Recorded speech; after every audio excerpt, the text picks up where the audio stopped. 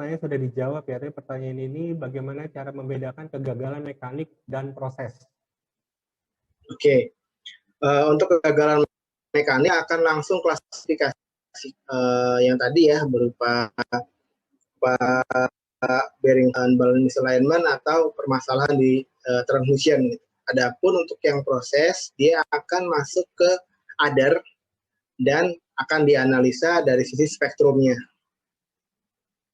Jadi dari gambar tadi ketahuan yang mana yang failure pada mekanik, lalu pada rotor, stator, dan others. Nah, others itu sepertinya proses gitu Mas Habib ya? Betul, betul.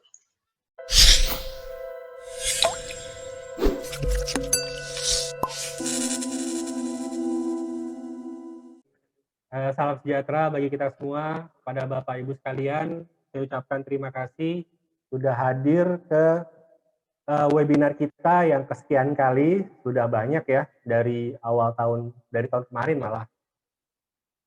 Saat ini kita akan membahas mengenai motor current analysis yang langsung dibawakan oleh Mas Habib. Tapi sebelum kita mulai, mungkin saya sampaikan dulu ground rules-nya.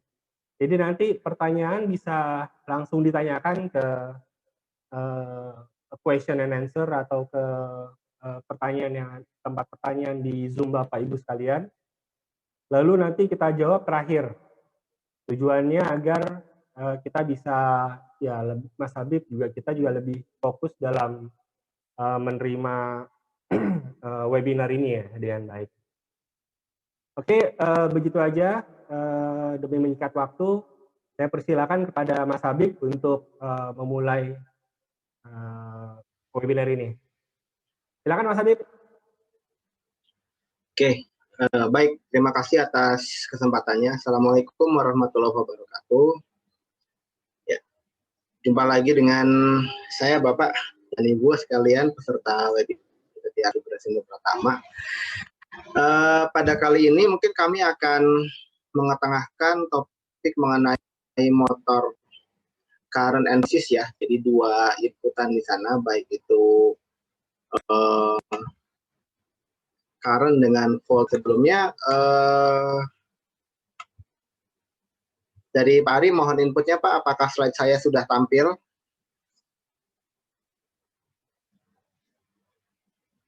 Gimana Pak? Sudah bisa kelihatankah slide dari saya?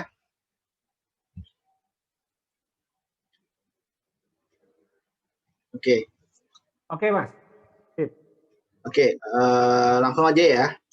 Jadi pertama-tama kita akses terlebih dahulu salah satu aset yang kritikal di banyak industri ya, baik itu industri oil and gas, petrochemical maupun pembangkit sini, yaitu rotating mesin, khususnya motor.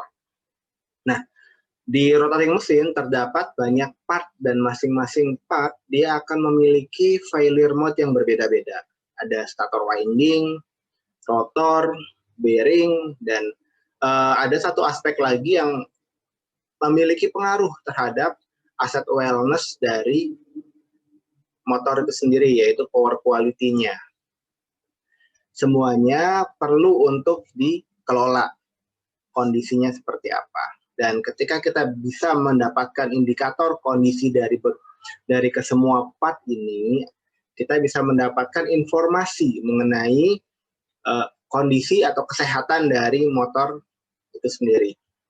Nah, idenya itu adalah bagaimana kita bisa mendapatkan indikator kondisi dari stator winding, rotor, bearing, kemudian parameter-parameter operasi yang lain atau kondisi operasi yang lain seperti dari power quality, sehingga asset awareness atau rotating machine awareness dapat dikelola di sana. Nah, kemudian aspek yang kedua akan lebih baik lagi jika monitoring kesehatan ini dilakukan secara real time. Kenapa? Karena dengan melakukan monitoring secara real time ini, fault yang kaitannya dengan parameter proses dapat terinformasikan atau dapat diketahui.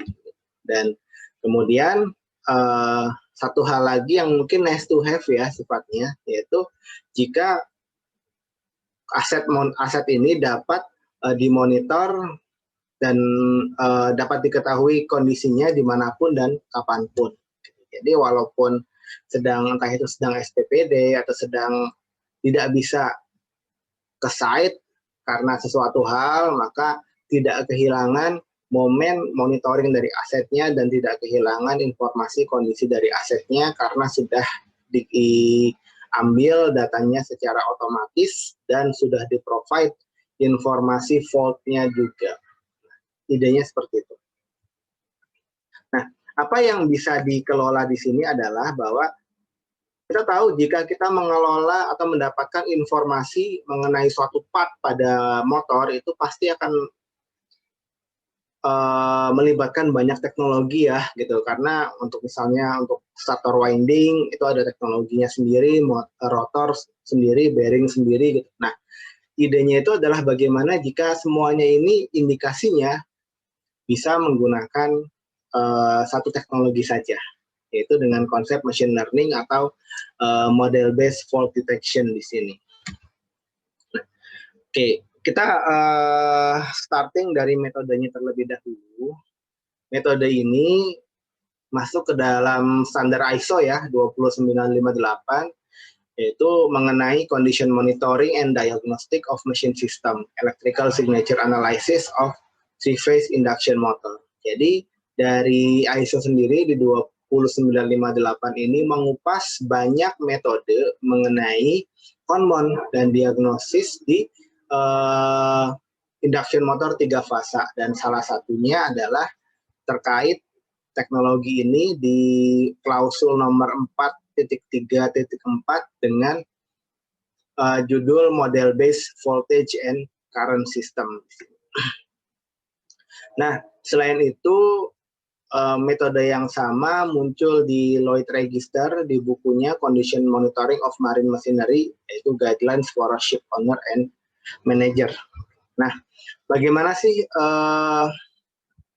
konsepnya secara sederhana ya mengenai teknologi ini? Yaitu ya konsepnya mungkin di sini ada saya screenshot dari standarnya, yaitu di sini ketika suatu motor dengan suatu instrumen diberikan suatu input, maka pada motor dia akan mengeluarkan suatu respon, yaitu arus di sini. Inputannya tegangan ya.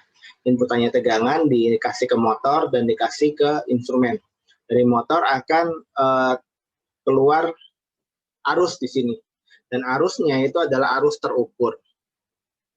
Kemudian dari instrumen dia akan membuat suatu model mengenai karakteristik dari mesin itu sendiri gitu. Jadi ya kalkulasinya misalnya di dalam ketika kita memberikan suatu input dan keluar suatu output di sana, maka akan terinformasikan pula berapa sih impedansinya, berapa sih induktansinya, berapa kapasitansinya, dan banyak parameter yang lain di sana. Dan antara yang terukur dengan yang dimodelkan ini dibandingkan, apakah ada perbedaan yang signifikan atau tidak? Gitu. Jika tidak ada perbedaan yang signifikan, gitu, maka bisa dikatakan asetnya ini fault free atau tidak ada indikasi fault pada aset tersebut. Sedangkan apabila terdapat perbedaan yang signifikan, maka ada indikasi fault dan dilakukanlah fault classification dengan menggunakan software analisisnya. Seperti itu kurang lebih gambaran sederhananya. Dan konsepnya seperti yang tadi dikemukakan, bahwa suatu tegangan ya di input baik itu ke motor maupun ke sistem, maka dia akan menghasilkan arus di sana. Sehingga di sini akan ada dua jenis input. Jadi inputnya itu hanya tegangan dengan arus dan masing-masing 3 fasa di sini. Jadi dari motor diukur tegangannya dan diukur arusnya, maka kemudian hasil pengolahannya ini akan ditransfer ke software untuk di-display fault classification-nya seperti apa, serta kondisinya seperti apa. Sederhananya seperti itu.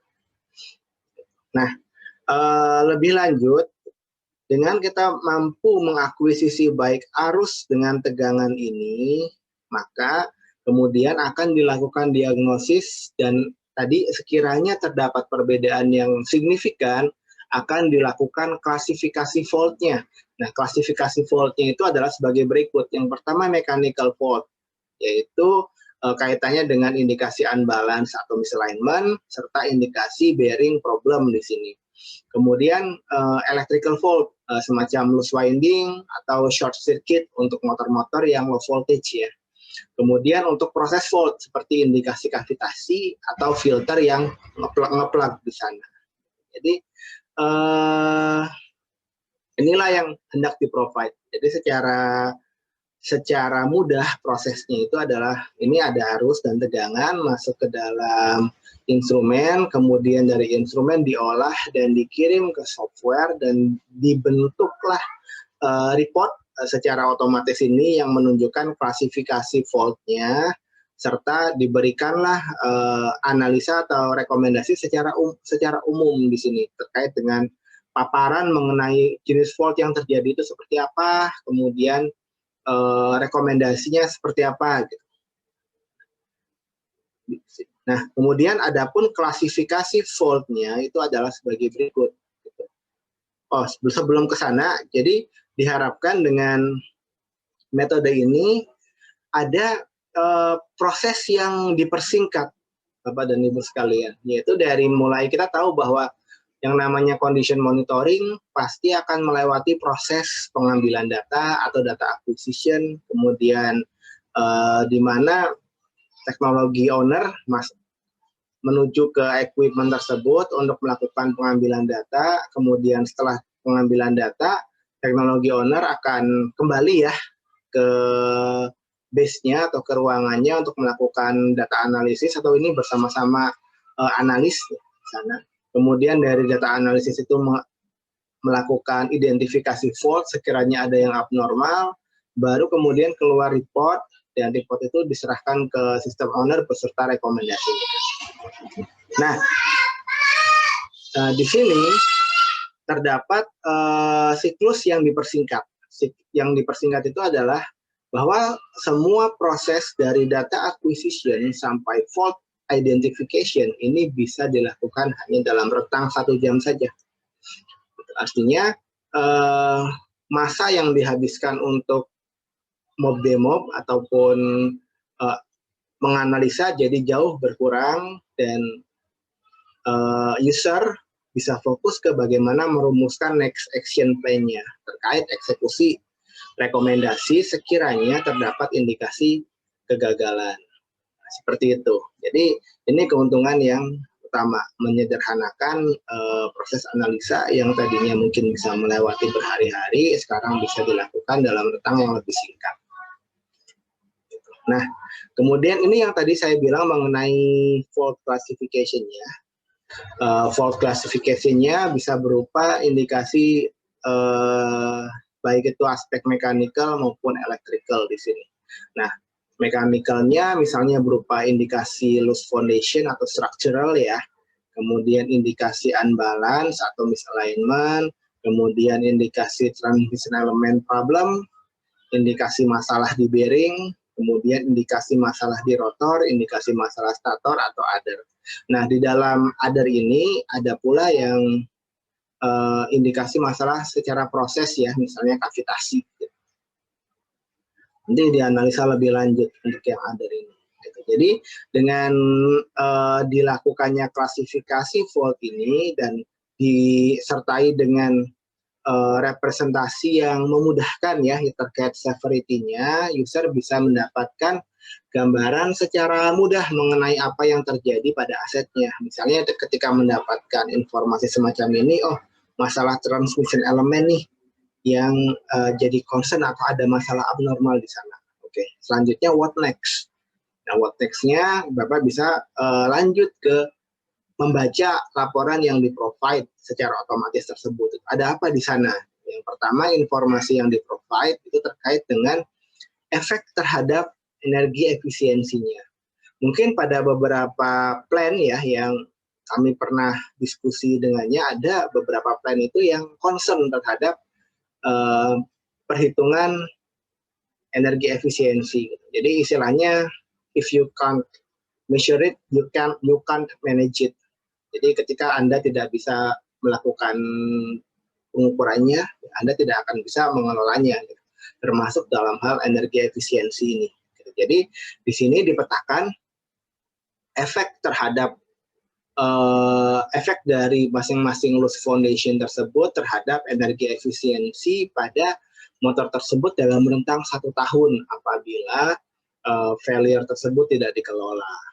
Kemudian informasi selanjutnya itu terdapat estimated time to failure di sini. Jadi di sini memudahkan dari maintenance planner ya untuk melakukan planning kira-kira action plan untuk mengelola atau mengeliminasi risiko tersebut dapat dijadwalkan dalam rentang berapa lama nih, seperti itu. Kemudian tadi yaitu paparannya yaitu dari fault yang diklasifikasikan ini kan terdapat masalah transmission element. Nah, transmission element ini paparannya seperti apa?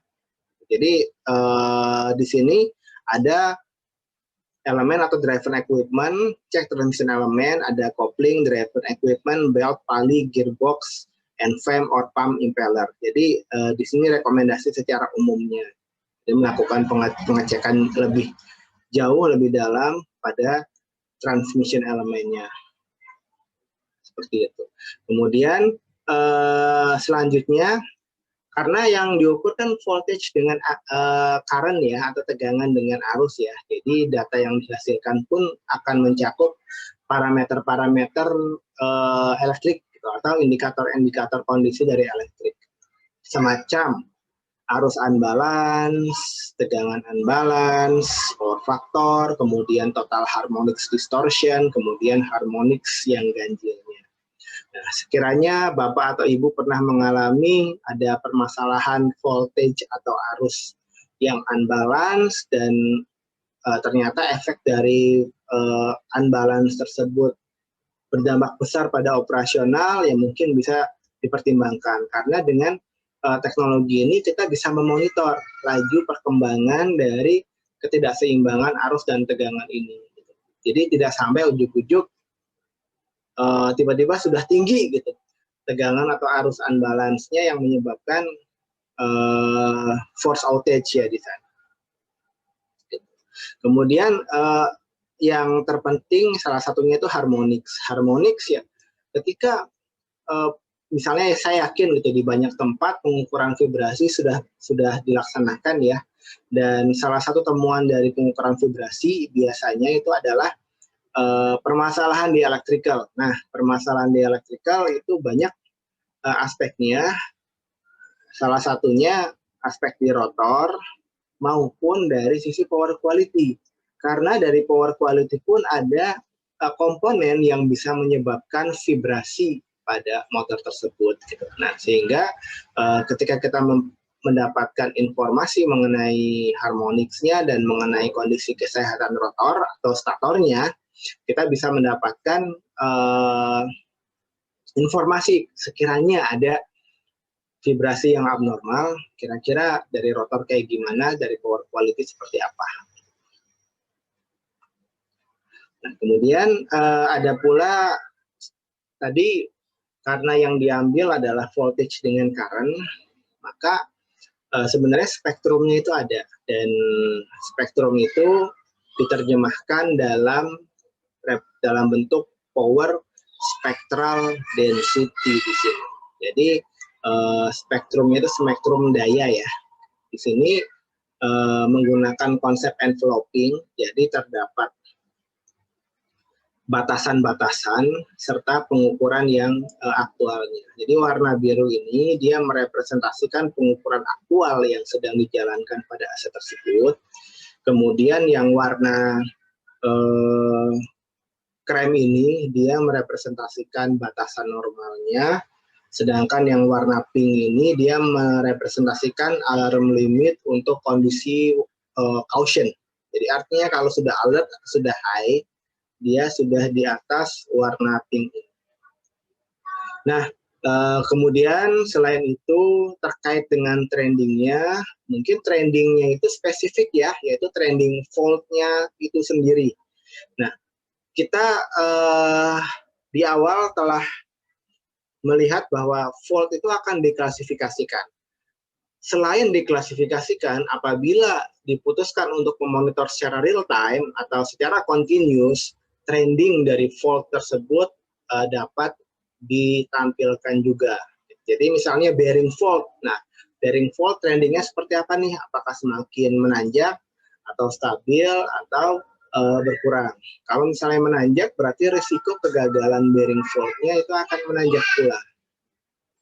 Stator misalnya, ketika trending fault-nya itu menanjak, maka merupakan indikasi risiko fault pada stator menanjak pula. Jadi yang di trending itu sudah fault-nya, bukan lagi besarannya. Jadi bukan dalam bentuk desibel, bukan dalam bentuk milivolt, atau bukan dalam bentuk milimeter per second kuadrat misalnya ya. Enggak. Jadi sudah dalam bentuk indikasi fault-nya itu apa dan risiko kegagalannya itu seperti apa trendingnya. Nah, kemudian ada keuntungan tambahan apabila dilakukan monitoring secara real time atau secara continuous, yaitu adanya dashboard yang bisa digunakan untuk melihat apakah fault yang terjadi merupakan fault akibat operation atau fault akibat wear out atau kondisi dari komponennya. Nah, kita bisa lihat di sini, ini banyak equipment-nya. Kemudian ini tanggal ya, dia monitor secara real time di sini. Jadi dalam satu kolom ini jadi merupakan representasi satu hari. Dilakukan banyak pengukuran di sini. Gitu. Kemudian kita ambil contoh ya kasus yang di ahu aspirator dengan ahu ventilator.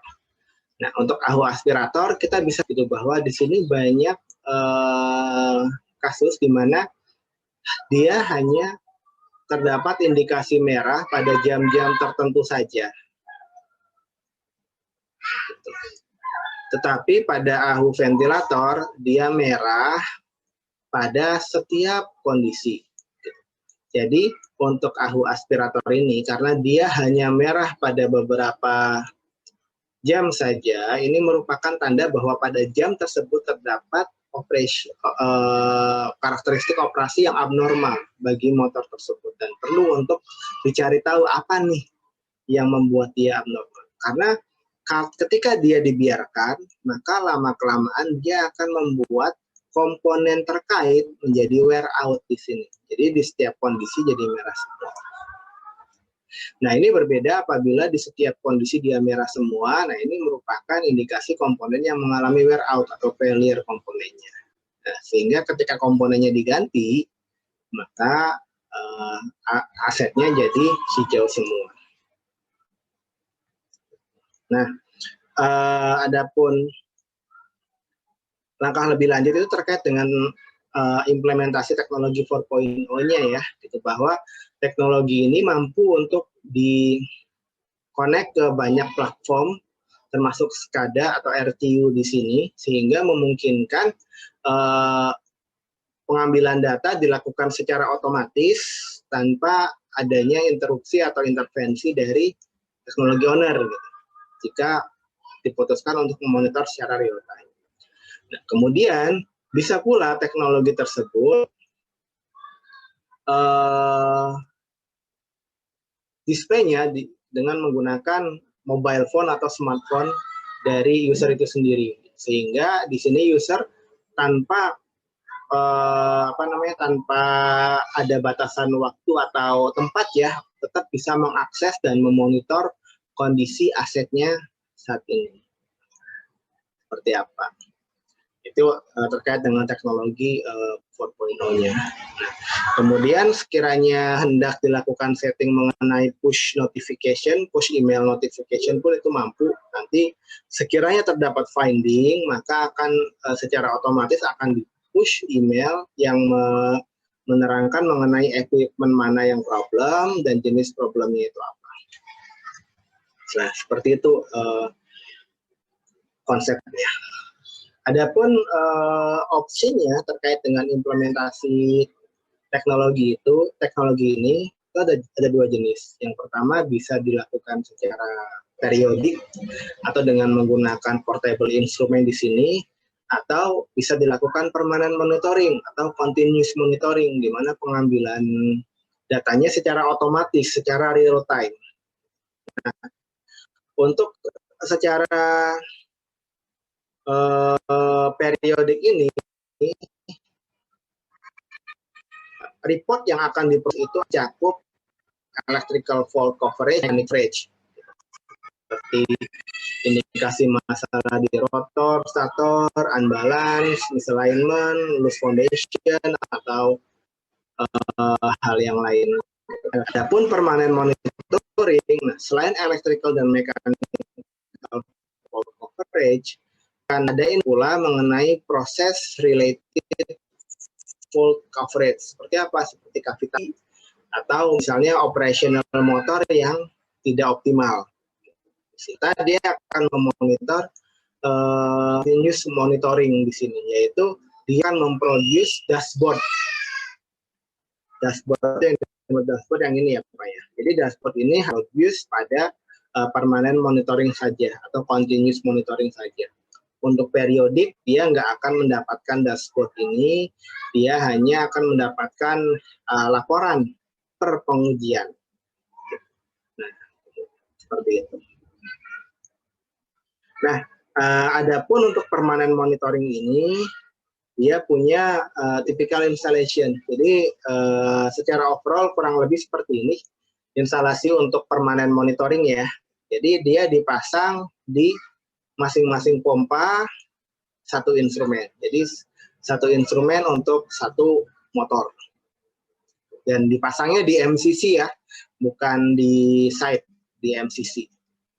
Nanti dari instrumen ini dia akan mengambil arus dengan tegangannya, diolah, dan informasinya bisa dideliver ke baik itu ke servernya atau ke sistem SCADA atau ke sistem klien jarak jauh di sana, atau jika hendak memanfaatkan web server atau mobile application, itu bisa dilakukan dengan menggunakan koneksi ke cloud. Tapi ini sifatnya opsi saja ya Pak ya.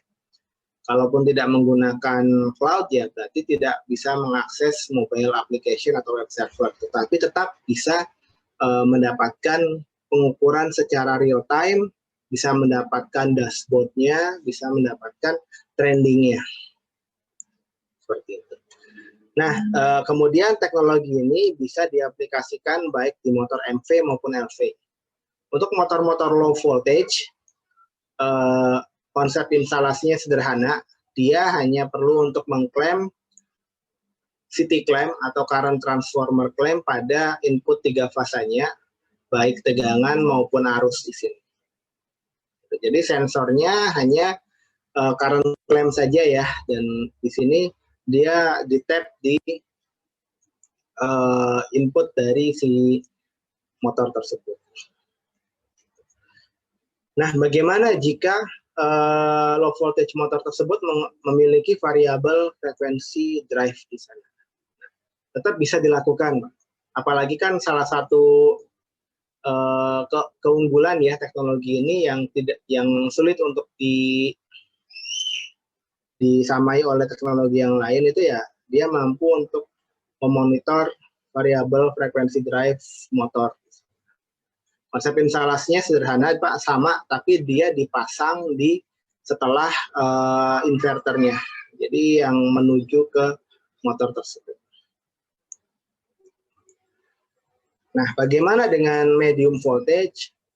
Untuk motor-motor medium voltage, instalasinya pun bukan di jalur medium voltage-nya, tetapi dia di jalur low voltage-nya, yaitu setelah secondary CT dari measurement CT ya. Jadi di setiap MCC ada measurement CT di sana, dan sensornya itu dipasang di measurement CT tersebut. Dan ada PT juga atau voltage transformer juga yang akan di-connect ke instrumen tersebut. Salah satu challenge dari banyak pembangkit saat ini ya, itu di mana ternyata ketika mereka melakukan inspeksi di MCC-nya, CT-nya itu cuma ada 2 katanya, di fase R dengan T saja. Nah, itu bukan menjadi hambatan, tetap bisa dilakukan untuk memonitor kesehatan medium voltage motornya, yaitu dengan menggunakan koneksi seperti ini. Jadi CT yang pertama dihubungkan ke secondary CT yang pertama, kemudian sensor CT yang kedua itu kayak ini gabungan ya antara line dari secondary CT yang pertama dengan yang kedua. Kalau yang ketiga hanya dia yang kedua, secondary CT yang kedua saja. Seperti itu. Jadi bukan hambatan Pak, sekiranya di dalam MCC Bapak ternyata cuma ada 2 CT, dan yang ini kan yang selama ini jadi hambatan apabila hendak mengukur dengan menggunakan metode motor current, karena nggak mungkin kita connect ke primary-nya, tegangannya medium voltage dan beresiko gitu. Tetapi ini bisa dilakukan dengan konfigurasi seperti itu. Nah, teknologi ini punya beberapa study case yang bisa diaplikasikan gitu, baik itu untuk motor-motor medium voltage maupun motor-motor low voltage. Untuk study case yang pertama itu pada motor low voltage. Jadi di sini dengan menggunakan instrumen yang portable ya. Jadi di sini kita bisa melihat terdapat 3 indikasi failure dengan severity high, yaitu masalah unbalance misalignment, kemudian masalah transmission element, dan masalah bearing di sana. Jadi pasca mendapatkan report ini, user melakukan investigasi dan melakukan visual inspection pada bearingnya, dan ternyata terdapat indikasi terdapat bearing defect serta oil leakage ya, ada sisi bearingnya. Pasca dilakukan penggantian bearing, ternyata tetap di sini terdapat satu failure yang masih ada, yaitu masalah unbalance atau misalignment di sini. Sedangkan pasca penggantian bearing, dia mampu menurunkan indikator fault dari bearingnya ke level normal. Nah, dengan metode ini kita bisa mengevaluasi apakah maintenance yang telah dilakukan itu sudah tepat sasaran atau belum dalam mengeliminasi failure pada motor tersebut. Dalam hal ini ya kita lihat bahwa yang dieliminasi hanyalah masalah bearing saja, tapi root cause-nya itu masih ada, yaitu unbalance atau misalignment di sini. Nah, kemudian ada study case selanjutnya. Jadi terdapat indikasi masalah di bagian other ya di sini. Nah, apabila terdapat indikasi masalah di bagian other ini yang ditandai dengan trending fault level yang semakin menanjak, maka perlu untuk diinvestigasi dari sisi spektrumnya. Nah, kemudian dari sisi spektrumnya terdapat indikasi pattern seperti half sinusoidal di sini ya, di bagian floor-nya, dan permasalahan ini merupakan indikasi dari masalah kavitasi. Sehingga setelah investigasi ya ternyata terdapat small pit pada blade-nya si pompa ini. Jadi setelah dilakukan perbaikan di blade-nya pompa tersebut yang menyebabkan kavitasi tersebut, jadi permasalahan yang ditunjukkan tadi hilang. Nah, kemudian study case selanjutnya itu teknologi ini bisa digunakan untuk memonitor swap system ya secara sekaligus. Di sini ada 5 buah pompa dan kelima-limanya dia dimonitor dengan teknologi model based fault detection ini. Jadi masing-masing pompa dipasang satu instrumen. Nah, kita bisa lihat di sini Semua pompa kecuali pompa nomor 4 itu trendingnya stabil, tapi pompa nomor 4 ini trendingnya semakin lama semakin menanjak. Ini kaitannya dengan transmission element. Jadi di sini ternyata ya setelah dibiarkan ya pompa nomor 4 ini dia mengalami kegagalan.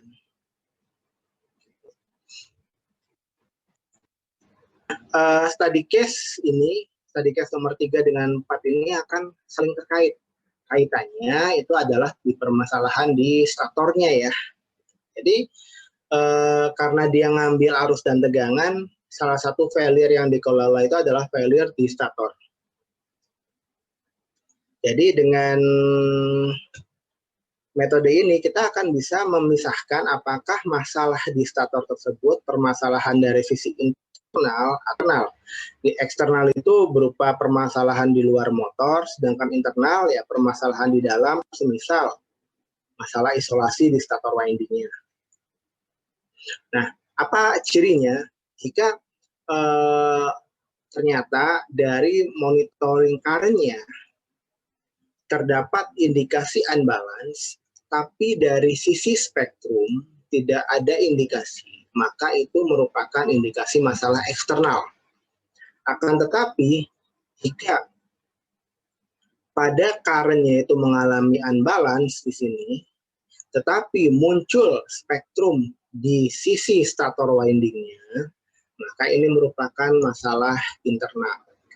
Jadi di sini benefitnya Bapak akan mampu membedakan apakah penyebab suatu masalahnya itu faktor eksternal atau internal.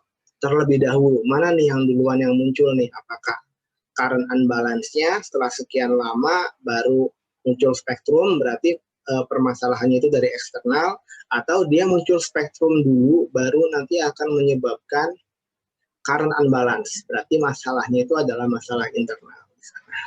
Dan harapannya sebelum timbul spektrum di stator winding, ketika sudah ada indikasi masalah eksternal, maka ini sudah bisa dikelola terlebih dahulu, sudah bisa dieliminasi terlebih dahulu.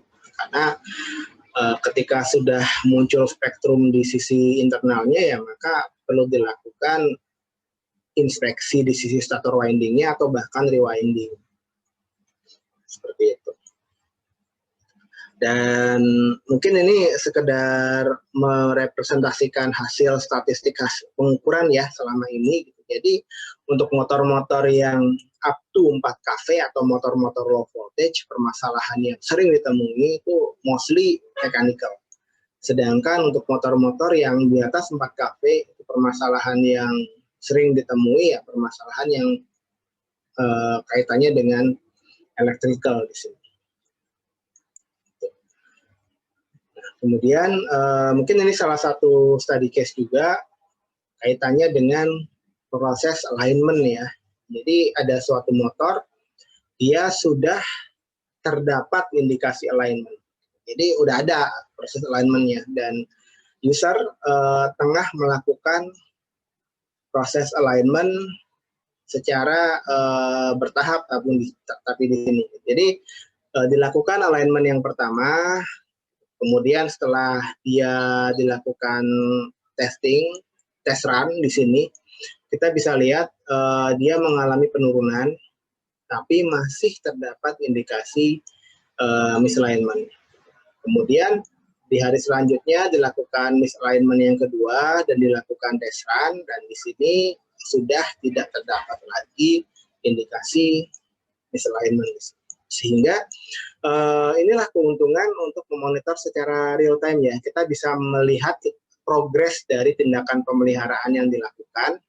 Apakah tindakan yang pemeliharaan yang dilakukan tersebut sudah benar-benar mengeliminasi potensial failure atau risiko yang ada.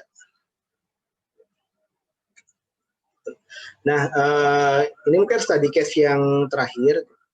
Di sini terdapat indikasi kenaikan trending dari bearing fault ya. Jadi bearing fault-nya mengalami kenaikan trending di sini yang merepresentasikan risiko dari kegagalan di bearing itu meningkat gitu di sana. Dan di sini user melakukan intervensi dan melakukan inspeksi pada sisi bearing dan ternyata terdapat indikasi overgrease di sini. Dan ternyata overgrease tersebut masuk ke dalam stator windingnya. Nah, dengan kejadian ini user melakukan cost benefit analysis. Jadi adapun cost yang dikeluarkan ya terkait dengan eliminasi risiko tersebut itu mencapai $23.000, tetapi risiko yang dikelola itu sendiri mencapai 327.000 euro, bukan dolar, 327.000 euro yang terdiri atas production loss, overhaul cost serta rewinding di sini. Sehingga secara cost benefit analysis tindakan tersebut telah mampu melakukan penghematan sebesar lebih dari 300.000 euro. Kurang lebih seperti itu. Baik. Mungkin itu saja pemaparan dari saya. Silakan Pak Ari, kita masuk ke sesi tanya jawab. Mas Habib, wah menarik sekali ya. Dan kebetulan memang banyak juga pertanyaan-pertanyaan dari teman-teman semua. Seperti yang tadi kita sampaikan, biar nanti pertanyaannya dijawab terakhir ya. Ini ada beberapa, mungkin kita mulai dari yang di question and answer ini di Q&A. Pertama, spesifikasi alat yang digunakan pada presentasi ini menggunakan apa ya?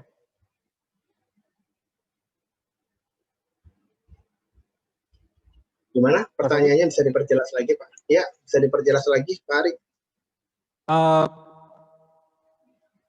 Mungkin ya kita lewatkan. Sebenarnya pertanyaannya itu mereka mau menanyakan menggunakan alat apa untuk melakukan analisa ini gitu.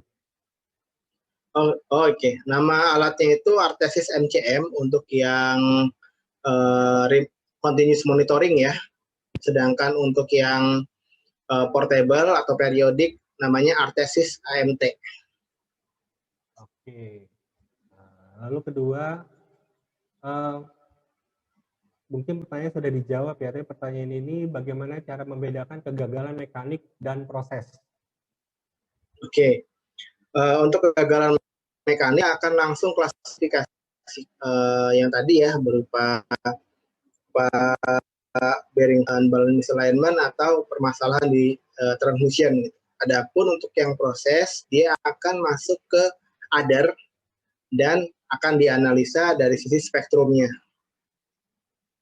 Jadi dari gambar tadi ketahuan yang mana yang failure pada mekanik, lalu pada rotor, stator, dan others. Nah, others itu sepertinya proses gitu Mas Habib ya? Betul, betul. Oke. Lalu ada pertanyaan juga, dari study case kedua, berarti alat harus online, berarti harus punya alat yang standby di equipment kita ya? Iya, jadi opsinya itu bisa dua sebenarnya, secara periodik atau secara continuous ya. Nah, khusus untuk study case yang kedua tersebut ya memang dia kebijakan dari perusahaannya memonitor secara online, secara real time, secara continuous pada aset tersebut.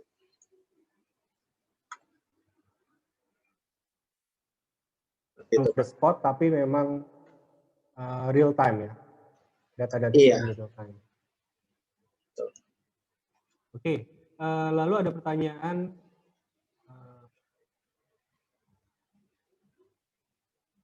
agak panjang ini, sebentar ya. Dibacakan apakah aja, Pak. Dengan mengaplikasikan teknologi ini berarti urgensi pengukuran vibrasi menjadi berkurang? Bagaimana mengintegrasikan pembacaan dari teknologi vibrasi sehingga bisa didapat informasi yang lebih komprehensif? Oke, yang pasti urgensi dari pengukuran vibrasi itu tidak berkurang ya Pak ya. Jadi ini saling melengkapi saja karena akan lebih baik ya Bapak mendapatkan informasi dari banyak sumber Pak. Apalagi ketika ternyata Bapak memiliki personil yang terbatas. Gitu. Jadi Bapak perlu untuk melakukan strategic deployment ya terhadap manpower tersebut. Kira-kira mana nih yang perlu untuk dilakukan pengukuran pada saat itu. Jadi misalnya dalam kasus ini saya mempropos kita lakukan monitoring pada banyak motor kritikal ya, dan kemudian motor-motor kritikal yang diukur tersebut sekiranya terdapat indikasi masalah yang bisa dikelola secara mekanikal, misalnya unbalance, alignment, loose foundation, atau transmission element, dan sudah dalam trending yang meningkat, baru dideploy teknisi vibrasinya ke sana untuk melakukan pengukuran. Seperti itu. Jadi dengan adanya alat ini, kita bisa merubah maintenance strateginya. Apabila memang ada abnormality, baru nanti abnormality di sisi vibrasi, baru nanti tim PDM yang khusus vibrasi melakukan verifikasi terhadap equipment tersebut gitu Mas Habib ya? Itu opsi yang bisa dijalankan. Berapa lama dilakukan pengetesan ini, menyambung pertanyaan pertama, berapa lama dilakukan pengetesan yang optimal, durasinya yang optimal untuk mendapatkan apakah dia masalah di unbalance gitu, atau yang masalah yang ada itu berapa lama? Untuk pengukuran apabila menggunakan yang periodik ya atau yang portable, itu indikasi bisa keluar dalam 1 jam saja, langsung keluar reportnya. Adapun untuk yang monitoring yang continuous, karena dia memonitor secara real time dan melakukan proses belajar ya, machine learning, jadi per minggu dia sudah bisa mengeluarkan report. Tetapi hasilnya akan lebih akurat yang secara continuous tersebut. Lalu ada pertanyaan juga, keunggulan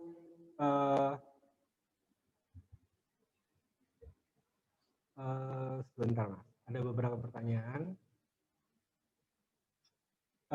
Ada pertanyaan dari Pak Ahmad Habibi. Pertanyaan pertama, apa keunggulan software ini dibanding produk serupa misalnya dari Baker Institute yang dulu Skype, sekarang Megger? Lalu kedua, untuk software dashboard maksimal berapa motor yang bisa dimonitor secara online? Lalu yang ketiga, untuk pemasangan permanen pada MCC dari IMCM itu ke server pakai protokol komunikasi apa, Mas? IMCM ke server ya, oke. Baik, pertanyaan yang pertama terkait dengan keunggulan dibandingkan Baker ya. Mungkin saya sendiri nggak familiar Pak dengan produk Baker, dan sekiranya Bapak familiar, Bapak yang akan bisa menjawab pertanyaan tersebut. Gitu. Jadi di sini yang menjadi keunggulan dari produk ini adalah yang pertama, proses mengolah informasi dari data akuisisi sampai menjadi informasi vault itu bisa dilakukan dalam rentang 1 jam saja untuk yang portable. Kemudian karakteristik vault sudah terklasifikasi gitu. Apakah masalahnya itu di bearing, rotor, stator, unbalance atau hal yang lain. Dan kemudian masalah di proses maupun di part itu bisa dikelola juga, bisa ketahuan gitu. Nah, itu yang jadi kelebihannya. Jadi saya sendiri nggak paham mengenai seperti apa teknologi Baker tersebut, tapi dengan saya memaparkan mengenai keunggulannya, silahkan Bapak benchmark sendiri terkait fitur tersebut atau hal tersebut ada nggak nih di produk Baker. Kemudian yang kedua itu terkait dengan, saya ingatnya yang ketiga sih. Oh, maksimal berapa motor di dashboard ya? Untuk di dashboard tidak ada batasan Pak terkait berapa motornya. Mungkin kaitannya dengan instalasi sih nantinya. Ini ada kaitannya dengan yang nomor 3 sebenarnya. Apabila menggunakan platform protokol komunikasi dengan menggunakan LAN atau Ethernet, dia dalam satu line ya, dia sampai 16 motor. Satu line LAN. Tapi jika menggunakan menggunakan komunikasi dengan menggunakan serial kabel, dia itu 6 kalau nggak per line 6 equipment. Nah, seperti itu. Nah, adapun jika ternyata lebih dari 16 ya tinggal digunakan 2 line saja. Satu line 16, misalnya ada 24 ya 2 line. Kenapa?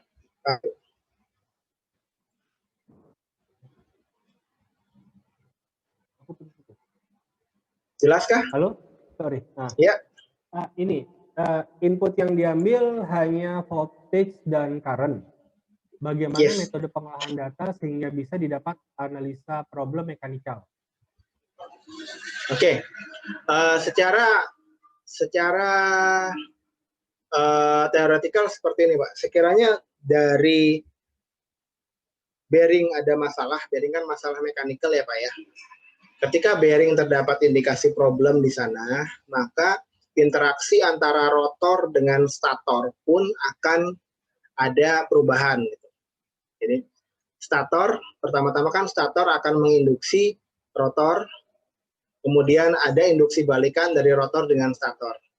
Dalam kondisi normal, kasusnya akan berbeda jika terdapat problem dari sisi mekanikalnya atau dari sisi aspek mekanikalnya, dari sisi interaksi antara rotor dengan statornya tersebut. Kurang lebih seperti itu. Dan dia akan kemudian diolah dalam bentuk power spectral density tadi, Pak. Ya. Masih ada pertanyaan lagi nih, Mas? Ya. Pada sistem machine learning ini, history data atau data tradingnya dari motor bersangkutan atau data dari secara umum? Oke. Trending tersebut nanti dari motor yang bersangkutan. Karena apabila Bapak lakukan monitoring secara continuous, secara real time, di 7 hari yang pertama itu akan fokus dalam mempelajari karakteristik motor, bagaimana dia dioperasikan, dan parameter-parameter apa saja yang muncul dari pengoperasiannya. Baru setelah itu, dia akan lakukan monitoring secara real time. Jadi dia pelajari dulu selama 1 minggu bagaimana motornya dioperasikan, dan setelah itu dia monitor. Jadi memang khusus buat motor tersebut ya. Oke.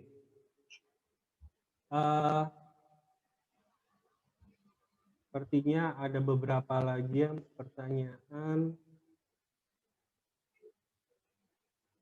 Oh ya, ini pertanyaannya mengenai akurasi. Bila motor tersebut ternyata kerusakannya ada di penghantarnya, itu bisa diketahui nggak tuh? Penghantar itu konduktor dari statornya ya berarti ya. Ya. Iya. Jika permasalahannya itu ada di sisi konduktornya atau di sisi penghantarnya, tadi seperti yang saya paparkan dari study case 3 dan 4 ya kalau nggak salah, itu bisa dideteksi dan bisa diketahui apakah permasalahan di sisi penghantarnya ini di eksternal motornya atau di internal motornya. Kalau eksternal ya di luar motor, entah itu kabel, koneksi, atau hal yang lain. Kalau seperti kapasitor ya, tadi di study case-nya. Kalau internal ya kaitannya dengan stator winding. Simptomnya jika masalahnya itu di eksternal, yang akan pertama kali muncul itu ya ketidakseimbangan arus terlebih dahulu. Tetapi kalau masalah winding-nya duluan yang akan muncul, dia akan muncul spektrum yang abnormal di zona monitoring statornya, baru setelah sekian lama akan muncul ketidakseimbangan dari sisi arusnya. Ada juga pertanyaan nih Mas Habib. Simptom seperti apa dari data yang bisa mengindikasikan adanya overgrease? Oke. Nah, di sini di study case tersebut dia mengindikasikan overgrease itu tidak secara langsung, Pak. Dia langsung dia mengidentifikasinya lewat bearing fault trendingnya. Jadi kondisi bearingnya itu ternyata terindikasi mengalami kenaikan risiko kegagalan di sana. Baru setelah diinspeksi ternyata ketahuan ada masalah overgrease. Dan secara langsung dia detect overgrease ya Pak. Jadi tetap kita lakukan lagi verifikasi terhadap equipment tersebut ya, untuk melihat ada masalah apa di sana gitu ya. Nah, kalau di study case tersebut, dia nggak melakukan verifikasi, tapi dia langsung ke inspeksi bearingnya. Dan ketahuan ada indikasi overgrease di sana.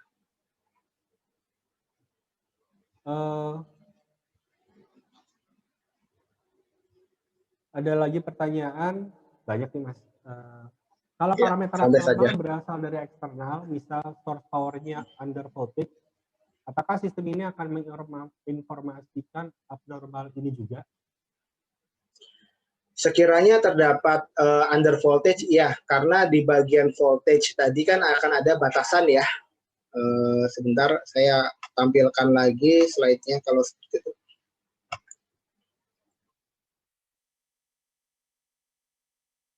Di bagian ini akan ada pengukuran semacam VRMS, line to line, IRMS dalam ampernya. Dan di sini akan dimonitor apakah dia masuk ke dalam toleransi atau out of tolerance di sana, atau under voltage, atau mungkin over voltage juga. Mungkin. Jadi tetap termonitor, Pak Ari. Oke. Ya, ada yang menanyakan mengenai manual book dan brosur ya. Nanti kita bisa sampaikan ke teman-teman lagi yang hadir. Jadi strong point dari teknologi ini untuk mengelola failure apa ya, Pak? Strong point-nya itu ketika Bapak memiliki motor dan alat ini merupakan salah satu alternatif, Pak, sekiranya Bapak hendak mengelola semua failure mode pada motor, baik itu secara mekanikal, elektrikal, maupun proses. Itu secara pengelolaan aset. Kemudian secara transaksi informasi, dengan implementasi dengan menggunakan teknologi 4.0, Bapak bisa mengimplementasikan monitoring secara remote. Gitu. Jadi, Bapak dimanapun dan kapanpun berada, tetap bisa mengakses informasi aset tersebut, bisa mengetahui kesehatannya melalui mobile phone atau melalui jaringan internet di kantor Bapak. Itu poinnya. Oke, ada lagi masih. Bila motor VFD mengalami masalah hunting speed, bisa diketahui nggak dengan alat ini, Mas? Jika motor VFD mengalami hunting speed ya. Nah, untuk speed karena dia di sini di slide ya. Balik lagi ke sini, Pak. Di sini dia tidak ada RPM. Dia mungkin akan muncul di beberapa parameter operasi yang terkait ya, mungkin dari daya atau dari tegangannya sih. Kalau secara speednya dia nggak kelihatan. Paling kelihatannya di frekuensinya. Frekuensinya tidak 50 Hz. Dia out of tolerance di sisi frekuensinya. Kalau masalahnya hunting speed. Di frekuensinya itu, ya, Pak. Kelihatan. Iya.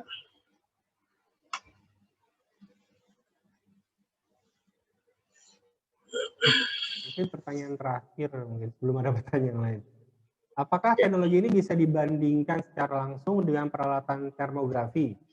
Misal ada hotspot di salah satu baut koneksi antara kabel dengan motor.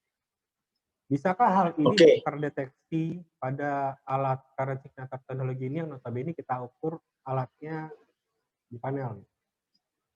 Oke. Nah, untuk beberapa failure mode yang tidak berefek secara langsung ya ke motor, misalnya ada koneksi yang mungkin longgarnya itu baru sedikit atau terlalu kencang mungkin ya, terlalu kencang barangkali. Nah, ketika selama koneksi tersebut tidak menyebabkan arus atau tegangan yang berubah atau intermittent, dia tidak akan mendeteksi adanya anomali. Seperti itu, Pak. Tetapi jika arus kelonggaran koneksi tersebut menyebabkan arus dan tegangannya mengalami kondisi naik turun atau intermittent, ya baru akan kelihatan. Seperti itu kalau masalah koneksi. Tetapi pertanyaannya sekali lagi ya, ini akan saling melengkapi ya. Dari sisi termografi pun dia tidak mampu mengidentifikasi masalah di rotor atau masalah di statornya, karena secara permukaan hasil teknologi termografi hanya mampu mendeteksi masalah permukaan saja. Jadi saling melengkapi di situ. Iya. Oh ya, tadi mengenai hunting speed itu pertanyaan lanjutannya, apakah bisa mengetahui root cause-nya itu dari electrical atau ada masalah mechanical seperti coupling loose gitu? Kalau masalah coupling loose akan terjadi di transmission elemen di bagian ini ya, di sini transmission elemen problem, permasalahan coupling di sini. Nah, kalau secara elektrikal dia yang hanya dikelola hanya stator saja ya, sama supply terkaitnya, apakah ada pengaruh dari tegangan arus maupun harmoniksnya seperti itu.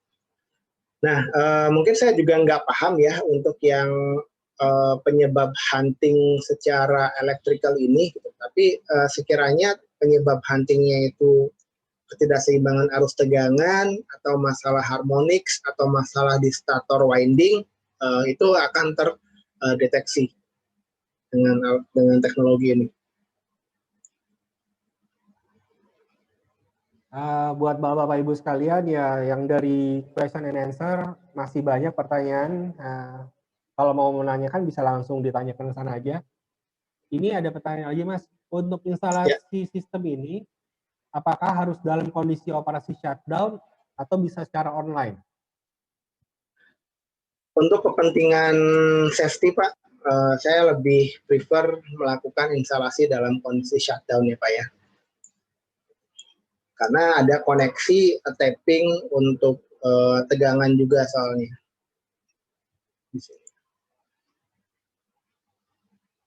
Koneksi tapping tegangan pula ada. Mungkin kalau CT ya bisa ya diklaim langsung, tapi kalau instalasi PT saya lebih confidence untuk dalam kondisi shutdown, sehingga instalasi koneksi di input tegangannya itu lebih firm atau lebih kencang.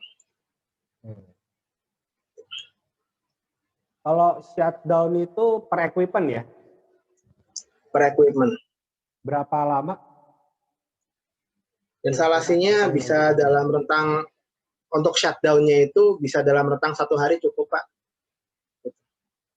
Karena setelah instrumen itu terpasang, ya kita akan lakukan instalasi jaringan komunikasinya ya, dengan menggunakan LAN kabel ini, dan instalasi jaringan komunikasi bisa dilakukan dalam kondisi instrumennya atau equipment-nya running.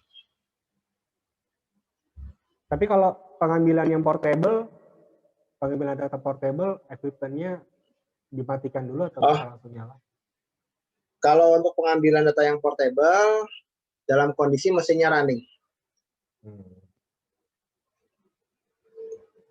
Ini ada pertanyaan juga, apakah ada best practice untuk pembacaan analisa dari pembacaan spektrum secara periodik? Apakah ada best practice untuk pembacaan atau analisa dari pembacaan spektrum secara periodik? Untuk bacaan spektrum ini sebenarnya sudah disimplifikasi ya Pak ya, dengan langsung berupa laporan ini. Jadi sudah langsung diklasifikasikan mengenai jenis fault-nya apa dari bacaan spektrum ini, baik itu fault dari sisi mechanical maupun electrical-nya. Jadi ya tidak makan waktu lama lah Pak untuk melakukan analisanya, hanya tinggal membaca saja Pak.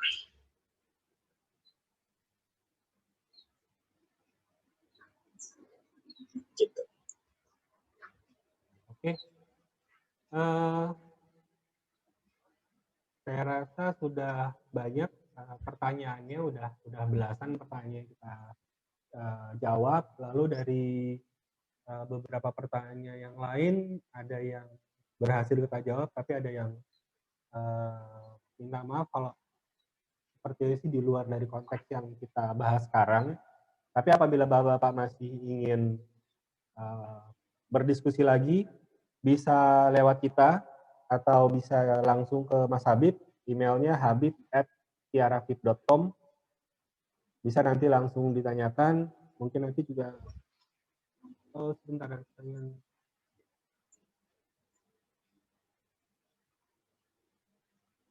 oh iya, yang terakhir. Oh ini ada pertanyaan lagi nih Mas. Ya. Bila bearing yang digunakan clearance-nya berbeda, apakah bisa berpengaruh terhadap pembacaan vibrasi alat ini? Misal awal kita menggunakan C normal, kemudian kita ganti dengan C4. Oke, jadi kita nggak ngambil data vibrasi ya Pak ya, kita ngambil data spektrum tegangan dengan arusnya.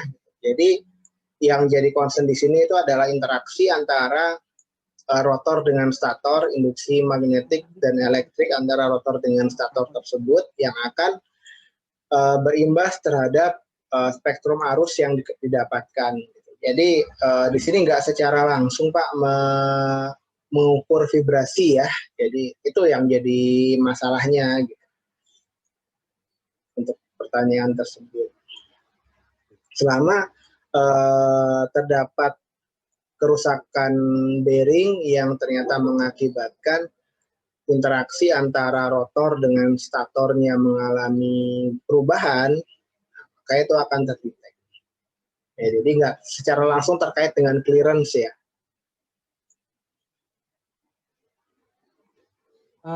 Oke, ada lagi. Untuk unbalance tegangan arus, apakah mempengaruhi vibrasi motor dan kenaikan temperatur winding motor? Atau ada yang lain? Untuk unbalance arus mungkin ya. Untuk unbalance arus itu mungkin karena apabila terdapat harmonics yang menyebabkan terjadinya unbalance arus tersebut, ya salah satu efeknya itu adalah vibrasi. Dan apabila ada harmonics juga yang efeknya itu menyebabkan kenaikan temperatur di stator. Jadi ini saya agak lupa ya yang mana 3 atau 5 gitu. Jadi 3 itu efeknya ke kenaikan stator winding temperatur, 5 itu kenaikan vibrasi. Ya kalau antara kedua itu bolak-baliknya Pak. Di 3 atau di 5 tersebut. Saya lupa. Oke. Gimana Mas? Kayaknya udah cukup banyak ya pertanyaan dan dari teman-teman semua. Sudah kita tulis juga di chatnya, apabila memang ada pertanyaan dari Bapak Ibu sekalian, silakan disampaikan ke email habib@tiarafib.com. Lalu nanti bisa diskusi lebih jauh. Terima kasih banyak. Sekali lagi terima kasih banyak. Kalau masih ada pertanyaan yang belum bisa kita jawab, nanti bisa disampaikan langsung ke email Mas Habib atau ke info@tiarafib.com agar bisa dengan cepat kita reply. Kepada hampir 70-80 peserta yang sudah hadir, excited kita, cukup banyak antusiasme dari Bapak Ibu sekalian. Kita akhiri webinar kita. Assalamualaikum warahmatullahi wabarakatuh. Tetap jaga kesehatan, tetap jaga kekuatan kita. Terima kasih banyak. Terima kasih.